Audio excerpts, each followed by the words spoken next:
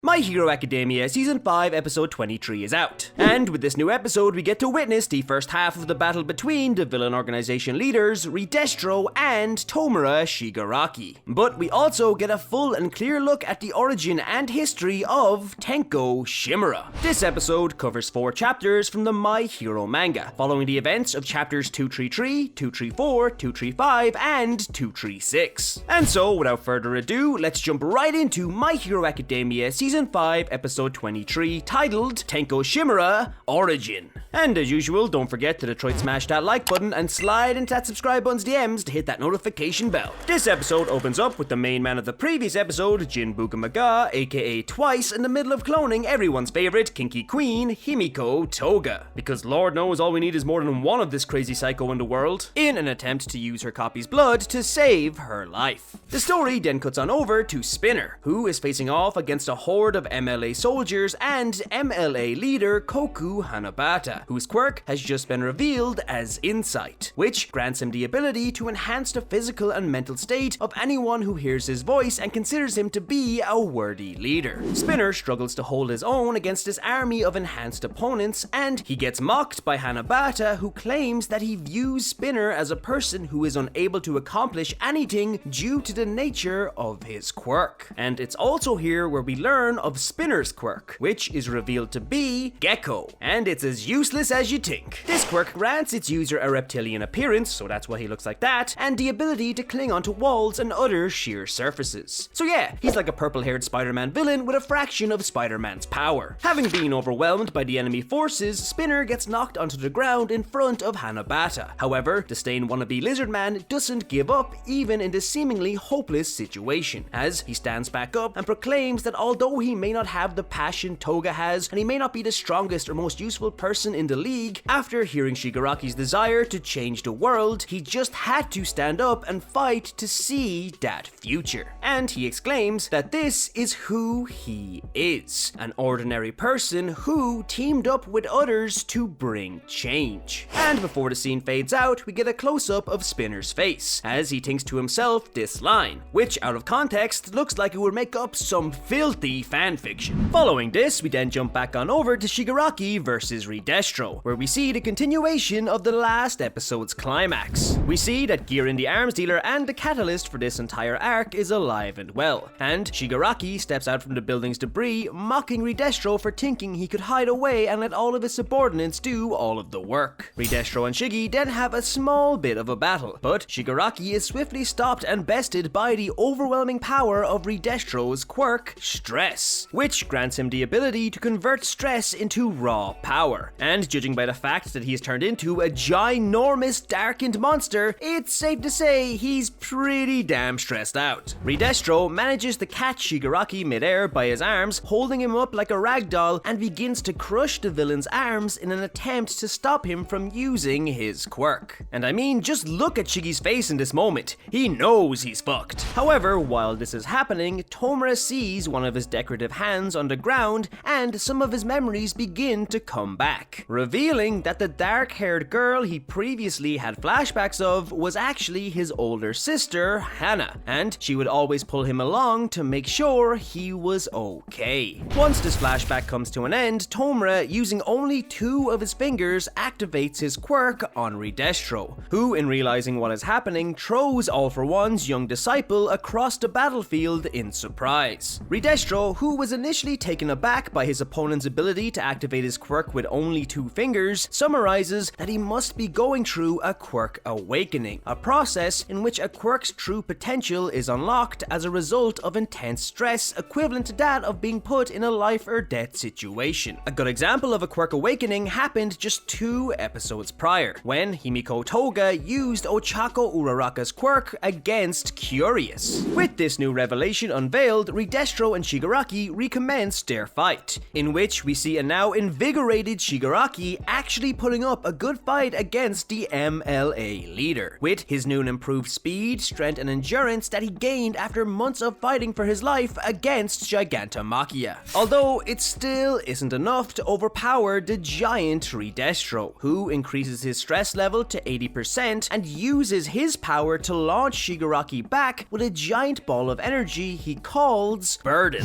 With Shigaraki seemingly down and out, Re-Destro answers a call from Skeptic, who tells his grim snarl-looking leader to be careful, as the League's secret weapon, Gigantomachia, has just made his way into Daika City. Before this conversation can go any further, however, Re-Destro drops his phone at the realization that his finger has started to decay, meaning that in the middle of being attacked by Re-Destro's ultimate move, rather than defending himself, Shigaraki went in to destroy. As Re-Destro realizes this, we see that Shigaraki is most certainly still alive and kicking, as he steps up to confront Re-Destro once more. As Shigaraki begins to make his way towards the MLA leader, he pulls out one of his decorative hands out of his pocket, and he proclaims that his only goal and purpose in life is to bring destruction. And with this, we get a full flashback to Shigaraki's past, as he says that he now remembers everything. As it turns out, in his youth, Shigaraki lived in a big house alongside his older sister Hana, their two parents, and his grandparents on his mother's side. Kotaro Shimura, Tomura's dad, was a wealthy businessman who had built the house for all of them to live in together. However, as the head of the household, he also made the rules for anyone living with him. More specifically, he had one rule the entire household had to obey: no talking about heroes. You see, Kotaro resented heroes because his mother, the great Nana Shimura, mentor to All Might, abandoned him at a young age to go off and fight villains. Of course, unbeknownst to Kotaro, she was in actuality preparing for her fight with All for One, and had left him to keep him safe in case she didn't make it out alive, which we know she didn't. But from Kotaro's perspective, his mother abandoned him at a young age to go off and fight villains, and was then killed by one, forever leaving him alone in this world.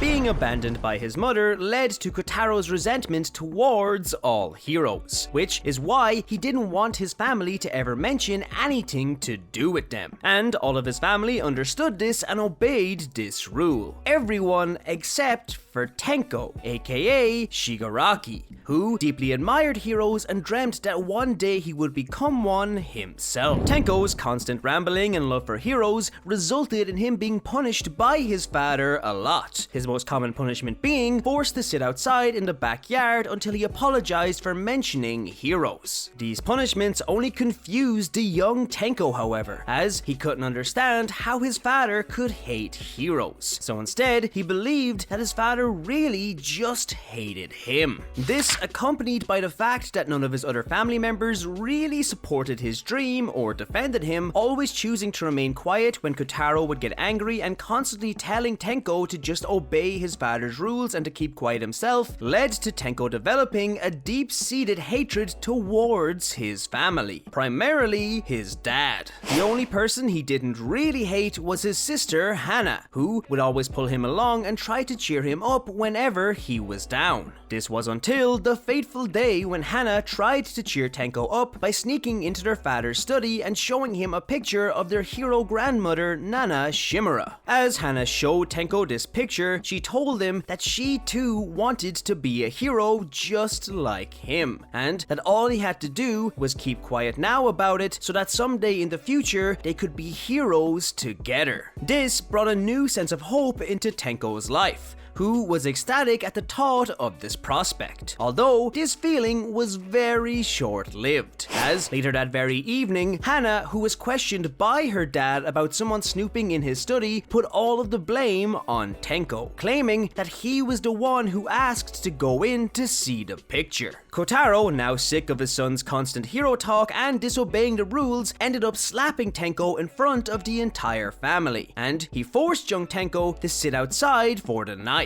Tenko, now having been betrayed by the one family member he could trust, and after being hit by his father, begins to have a breakdown in the backyard. And it is during this breakdown where things go from bad to absolutely horrible. As Tenko is crying his eyes out, unbeknownst to him, his quirk activates for the first time, and before he realizes what is going on, he accidentally decays and kills his family dog Mon, who he was clutching onto for comfort. In utter shock and disbelief at what just happened, Shigaraki initially believes that some hidden villain must have killed his dog, and as he desperately runs towards his sister Hana for help, who just so happens to walk out to apologize to Tenko for pushing him under the bus, he grabs onto her, not realizing what would happen, and he ends up killing her too. As Tenko becomes overwhelmed by his emotions, his quirk loses control completely, and in a truly tragic event, Tenko single-handedly kills his entire family, grandparents and all. Now in a voiceover, Shigaraki reveals that deep down he is unsure of whether or not he knew what he was doing at the time.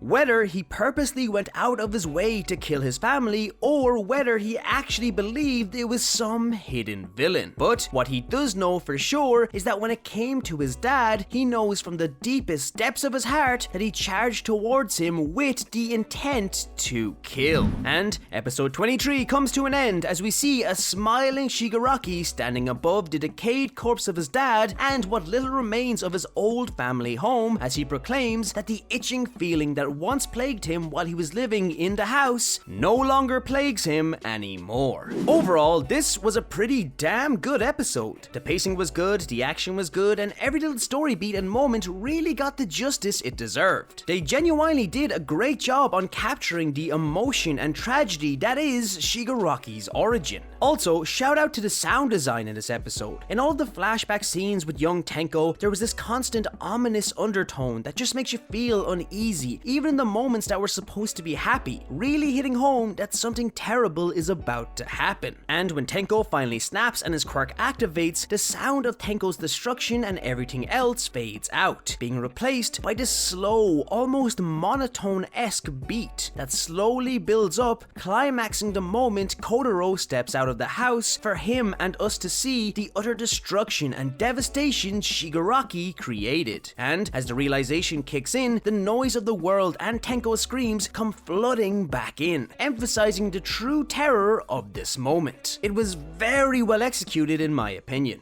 All in all, this was a fantastic episode that definitely caught me by surprise, and I'm delighted to see it. But let me know what you thought of this episode. If you liked this video, don't forget to leave a like. For more My Hero content, subscribe to the Lunchtime crew. Thank you so much for watching, and I'll see you in the next video. Plus Ultra.